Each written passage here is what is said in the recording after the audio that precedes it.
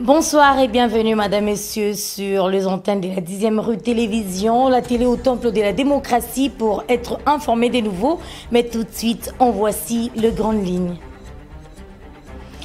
À la une ce soir, accord portant statut de la force régionale de l'EAC en RDC, le gouvernement congolais promet une évaluation sans complaisance et n'exclut pas la possibilité d'une rupture, a déclaré le vice-premier ministre des Affaires étrangères, Christophe Lutundula. À la une également, de violents combats ont de nouveau opposé les forces armées de la République démocratique du Congo et le rebelle du M23 depuis tôt ce matin sur l'axe Kichanga dans les territoires de Massissi dans le nord Kivu. Les sources sur place confirment que l'armée loyaliste fait des avancées significatives sur cette ligne. Voilà, c'est tout pour le titre. Encore une fois, bienvenue dans ce grand rendez-vous d'actualité sur nos antennes. Ouvrons cette édition du journal par cette actualité, comme je viens de le dire, tantôt en titre, que l'accord portant statut de la force régionale de l'EAC en République démocratique du Congo, le gouvernement congolais promet une évaluation sans complaisance et n'exclut pas la possibilité d'une rupture, a déclaré le vice-premier ministre, ministre des Affaires étrangères, Christophe Lutundula. Le détail avec Vincent Muzungu. Le gouvernement de la RDC procède par l'évaluation des propositions de la communauté des États de l'Afrique de l'Est. Le participant du processus de paix de Nairobi mené à l'initiative de l'EAC le 28 novembre dernier. Réunis au Kenya le 9 février, les chefs d'état-major de la communauté des États de l'Afrique de l'Est proposent que le M23 entame son retrait à partir du 28 février pour une durée d'un mois. Il propose aussi une attribution des zones d'influence et d'action aux troupes burundaises, kenyanes, sud-soudanaises et ougandaises dans les territoires occupés par le M23. Le gouvernement congolais a réagi pour la première fois à ces propositions. Kinshasa ne cache plus sa méfiance à l'égard de certains dirigeants et du secrétariat exécutif de l'EAC. Christophe Lutundula, vice-premier ministre chargé des Affaires étrangères, affirme que ces nouveaux calendriers de retrait et ces nouveaux plans de déploiement des troupes des pays membres de l'EAC ne sont à ce stade que des propositions que son gouvernement va analyser. Nous suivons cela avec beaucoup d'attention. Tout ce qui n'est pas dans le sens de permettre à la République d'exercer pleinement sa souveraineté, de sauvegarder son autorité territoriale, de sauvegarder l'indépendance de notre pays, nous n'accepterons pas ça, c'est sûr, affirme Christophe Lutundula. On va décrypter davantage les contenus, non seulement l'écriture, mais l'esprit de ce qui a été proposé. Nous suivons cela avec beaucoup d'attention. Fin des citations. De plus, l'accord entre le gouvernement et l'EAC concernant le déploiement de cette force régionale, aussi appelée Status of Forces Agreement SOFA, va être très prochainement soumis à l'évaluation. Nous allons évaluer les SOFA sans complaisance, je peux le dire. Nous n'hésiterons pas à y mettre fin, mais nous ne le souhaitons pas. Nous ne travaillons pas dans cette perspective. Notre perspective, c'est de requalifier et requinquer le SOFA, assure le vice-ministre. Cet accord arrive à échéance en ce mois de février. Il a été signé en septembre dernier pour une période initiale de 6 mois renouvelable. Ça a été aussi dit au sommaire, mais de manière brève, que de violents affrontements ont de nouveau opposé l'armée congolaise aux terroristes du M23 depuis tôt ce matin sur l'axe Sake, Kichanga, dans les territoires de Massissi.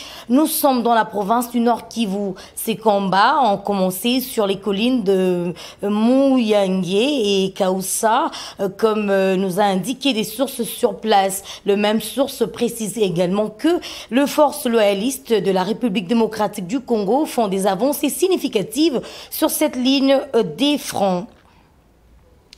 Toujours en ce qui concerne la situation sécuritaire dans la partie est du pays, l'exigence d'unité et des consciences patriotiques en temps de guerre face à la tentation nombriliste et traîtrise à la nation passe par devant tout. Ainsi donc, la question relative à la sécurité dans l'est de la République démocratique du Congo, une affaire commune et non d'un seul individu. Que faire en tant que guerre pour garder intacte la superficie de la République démocratique du Congo? Suivez donc cette analyse de Vincent Muzungu pour mieux comprendre.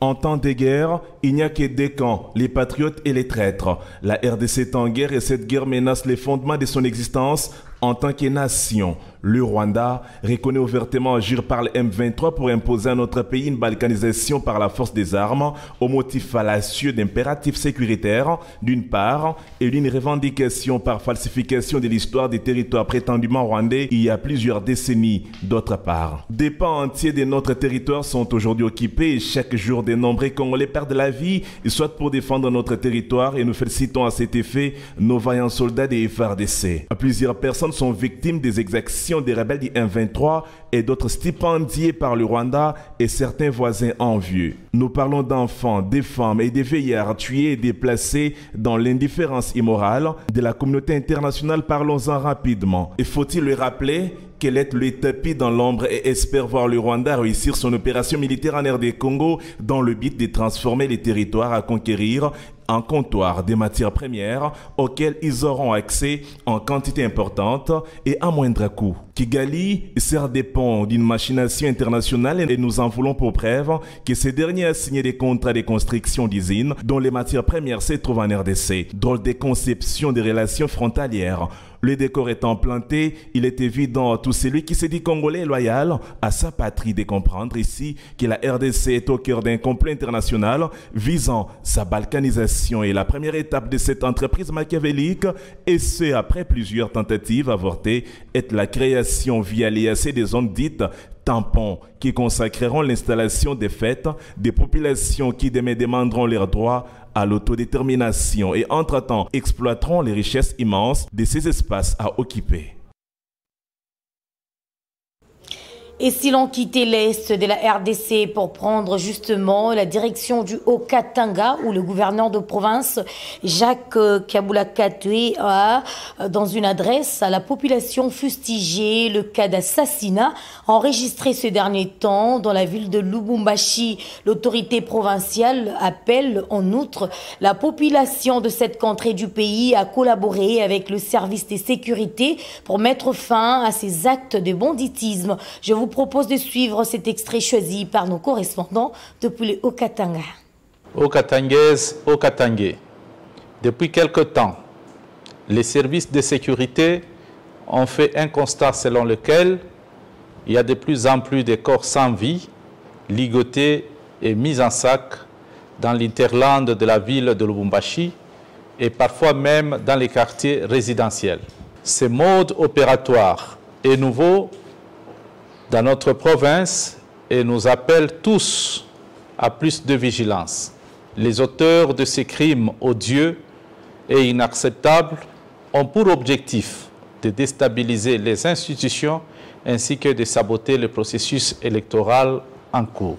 J'en appelle à un sursaut patriotique de nous tous pour qu'ensemble, toutes tendances politiques confondues, dénoncions ce qui semble être des meurtres en série commandités par les ennemis de la République. J'en profite par la même occasion pour soutenir les mesures déjà prises par le maire de la ville de Lubumbashi, à savoir la limite d'heures de circulation des mototaxis à partir de 22 heures juste, l'instauration de points de contrôle par la police nationale congolaise à la même heure. La question sécuritaire ne peut en aucun cas être falsifiée par les considérations politiques, moins encore tribales. Toute la population haut-katangaise est appelée à dénoncer tout cas suspect et toute présence de personnes inhabituelles dans nos différents quartiers. Les services de sécurité sont par ailleurs activés pour démanteler ces réseaux criminels qui sèment la terreur et la désolation. Je vous remercie. Après le TAP du Haut-Katanga, la nouvelle équipe dirigeante de l'UNPP en mission officielle d'inspection a foulé les sols de la province du Lualaba, précisément à Kolwezi. Une première visite depuis leur nomination par le chef de l'État, Félix-Antoine Tshisekedi Tshilombo. De nouveaux dirigeants de cet institut national de préparation professionnelle ont promis aux agents et cadres de cette institution d'améliorer leurs conditions de vie. Reportage signé Laetitia Batouamba. C'est dans la matinée du 7 février que le président du conseil d'administration de l'Institut national de préparation professionnelle, Jean-Marie Lukulassi, du directeur général Godefroy Chimanga et du directeur général adjoint Patrick Kayembe Sumpi sont arrivés à Kolwezi et ont été accueillis par le directeur provincial de l'INPP Lualaba, Joseph Kangoudi Kasumpata, qu'accompagnaient les agents et cadres venus pour la circonstance. Direction le site Mondrandel du projet chinois où sera construit le siège de la direction provinciale de l'INPP Lualaba.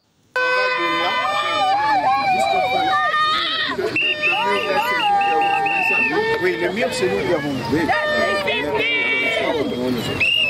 Un autre temps fort de la mission des hôtes de marque de l'INPP Lualaba est l'accueil des mandataires nouvellement nommés par le chef de l'État Félix Antoine Tshisekedi à la direction provinciale de l'INPP Lualaba.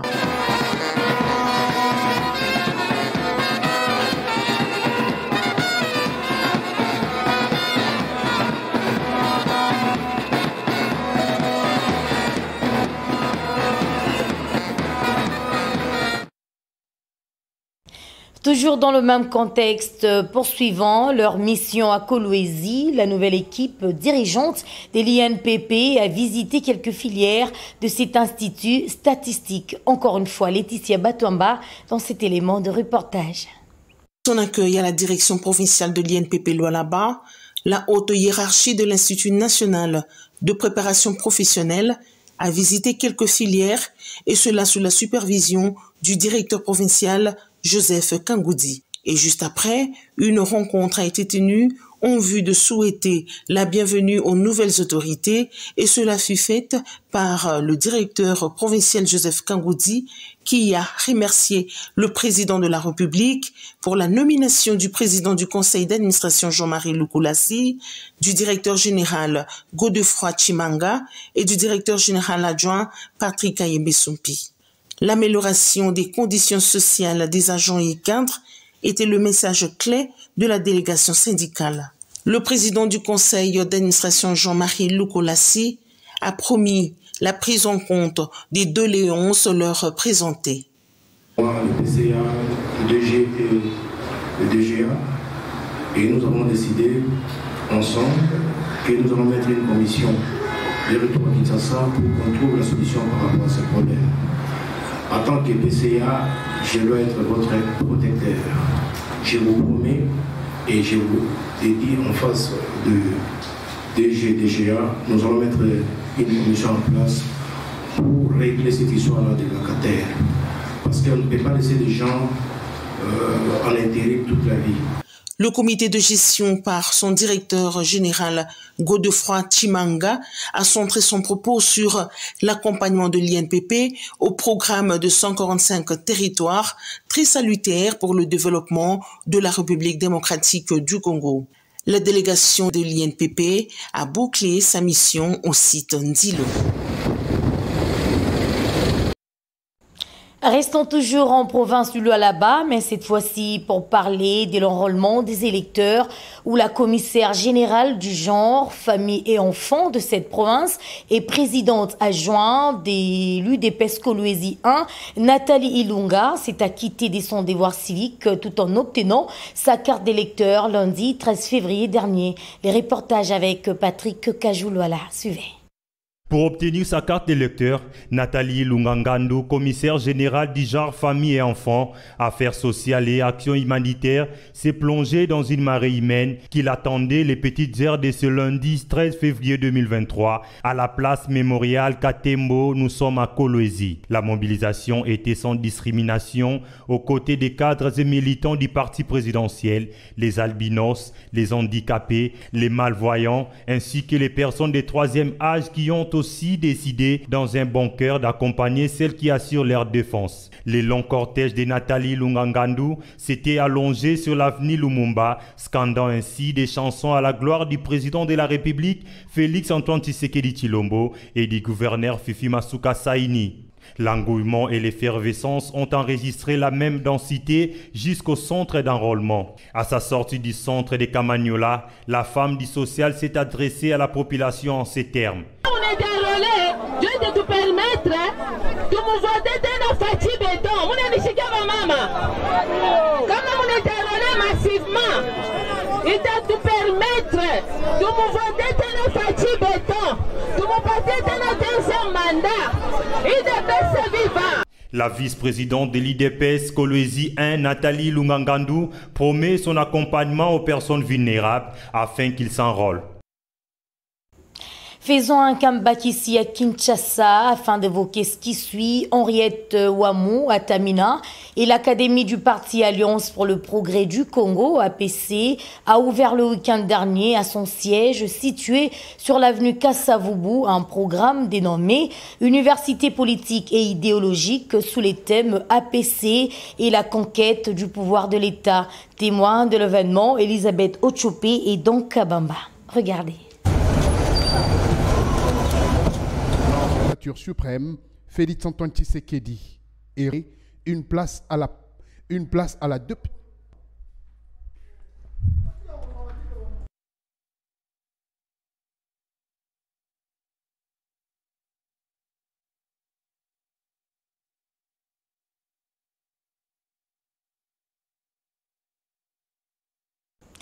Et puis dans le reste d'actualité doyenné, depuis plusieurs années, la paroisse Saint-Kibuka a reçu un lot d'étoiles servant à la réhabilitation de la toiture de cette maison ecclésiastique, dont du président interfédéral du Parti Alliance de Congolais progressistes Kinshasa et initiateur de la force du nombre, son Excellence Jean-Goï Mvouzi, le dimanche 12 février dernier, acte louable par le chrétien de cette paroisse.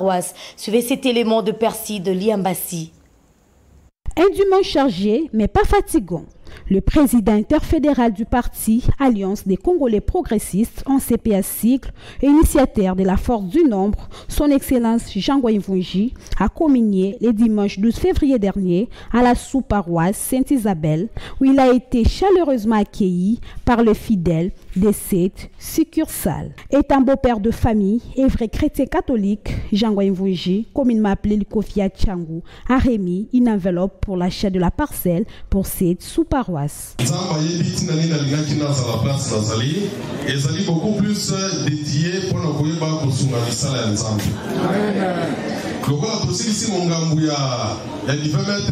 parce que comme on a l'argent, sans être fatigués, ces derniers se rendent à la paroisse Saint-Kibuka. Nous sommes au quartier 3, dans la commune de Massina, où il a remis un lot de tôles au curé de cette paroisse, M. l'abbé Adrien Louviki Mukelenge, servant à la réhabilitation de la toiture de cette maison ecclésiastique, telle qu'est promise par ses hauts cadres de l'ACP lors de son passage à cette paroisse le dimanche 5 février dernier. Profitant de l'occasion, Jean-Goï Mvouji a sensibilisé sa base sur l'importance de l'enrôlement.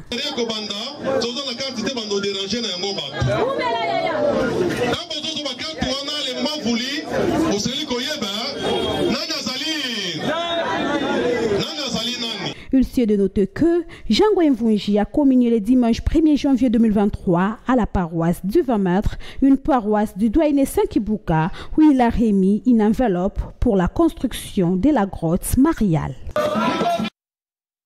Revenons sur l'enrôlement des électeurs où le professeur Augustin Batoubenga, directeur de cabinet du premier vice-président de l'Assemblée nationale et cadre du parti présidentiel qui s'est fait enrôler le week-end dernier au centre d'inscription de la CUNI qui se trouve au quartier Livoulouse situé dans la commune d'Elemba. Question pour lui de remplir son devoir civique et de se préparer pour donner un deuxième mandat au chef de l'État Félix-Antoine Tshisekedi Tshilombo. Alain Kalondanjat était là sur place. Suivez.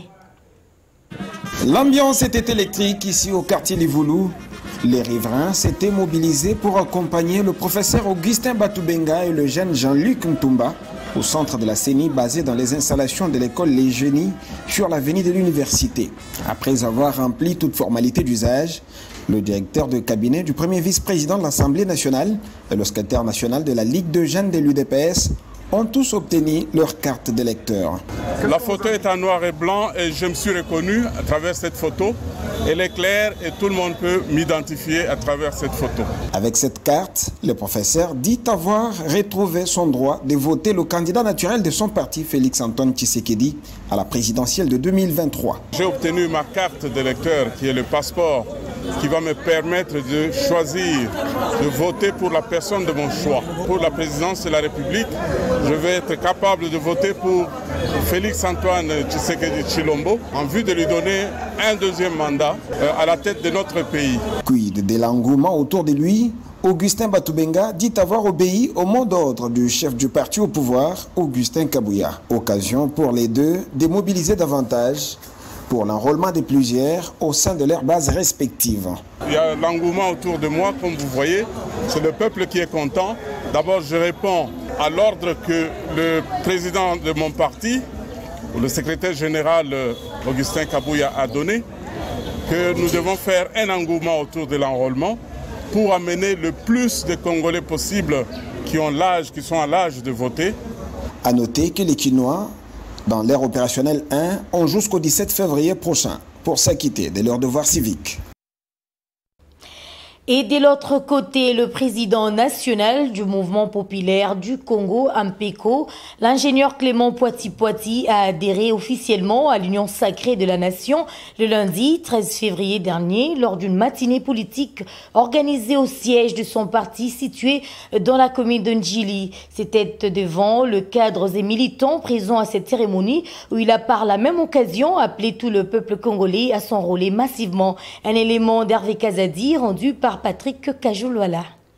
Force de frappe, force de frappe, force de frappe pour l'intérêt général. C'était au cours d'une matinée politique organisée ce lundi 13 février 2023 au siège du parti Mouvement populaire du Congo, MPECO en sigle, situé dans la commune d'Ndjili, que le président de ce parti, l'ingénieur Clément Poiti-Poiti, a annoncé son adhésion à l'Union sacrée de la nation en présence des cadres et militants de son parti politique présents à cette cérémonie. En œuvrant aux côtés des partis et mouvements associatifs pour la consolidation de la vision du président de la République, Félix Antoine Tshisekedi Tshilombo.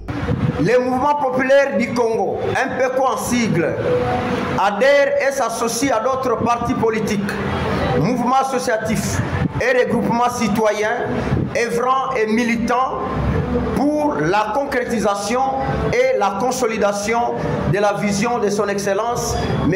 Félix Antoine Tshisekedi Tshilombo, président de la République démocratique du Congo, pour une cause salvatrice qui place l'homme au centre de tous les intérêts.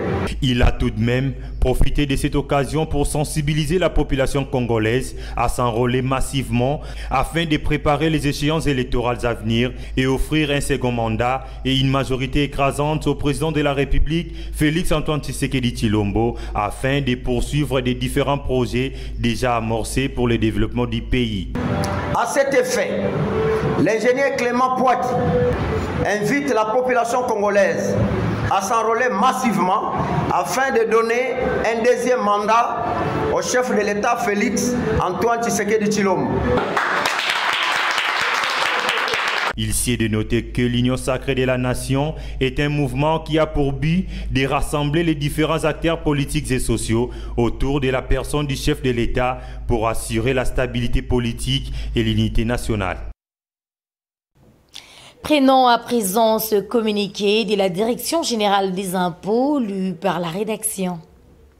La Direction générale des impôts rappelle à tous les contribuables assujettis à l'impôt professionnel sur les rémunérations IPR, à l'impôt exceptionnel sur les rémunérations des expatriés IR et à la taxe sur la valeur ajoutée TVA que l'échéance des souscriptions des déclarations afférentes au mois de janvier 2023 intervient ce mercredi 15 février 2023. Aussi, sont-ils invités à s'acquitter de leurs obligations déclaratives et de paiement à cette date. Passé ces délais, il sera procédé à l'application des pénalités fiscales conformément à la loi. L'attention des contribuables concernés est attirée sur le fait que les compensations sont interdites Conformément à l'article 3 de la loi des finances numéro 22/071 du 28 décembre 2022 pour l'exercice 2023. Conformément au communiqué du 29 décembre 2020 de son Excellence Monsieur le Ministre des Finances portant utilisation obligatoire du logiciel ISIS Régie et au décret numéro 007/2002 du 2 février 2002 relatif au mode de paiement des dettes envers l'État, tel que modifié et complété par le décret numéro 20/019 du 21 août 2020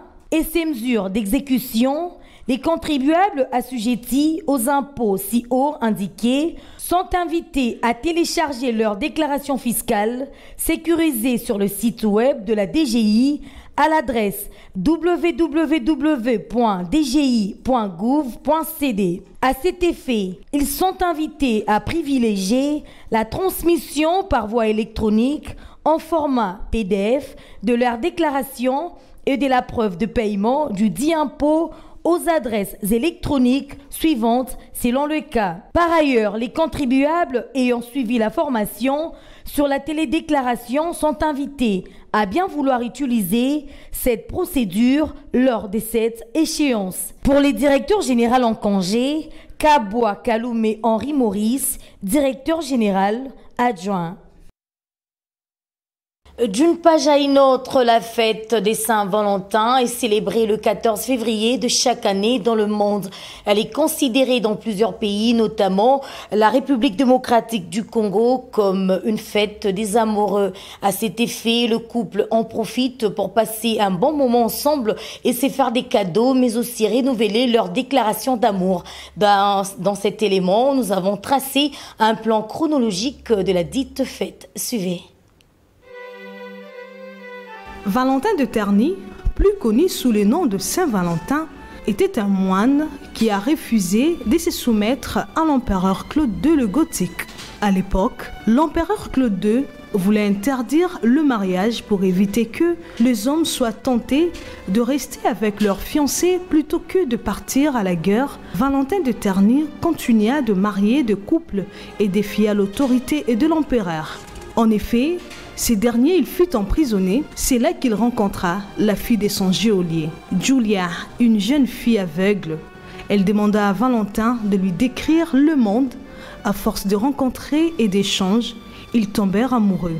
Jusqu'à ce qu'un miracle se produit, Julia retrouva la vue. Ce miracle fut partagé et relayé partout, si bien que Claude II le Gothique, qui n'aimait pas le chrétien, décida de condamner à mort Valentin de Terny.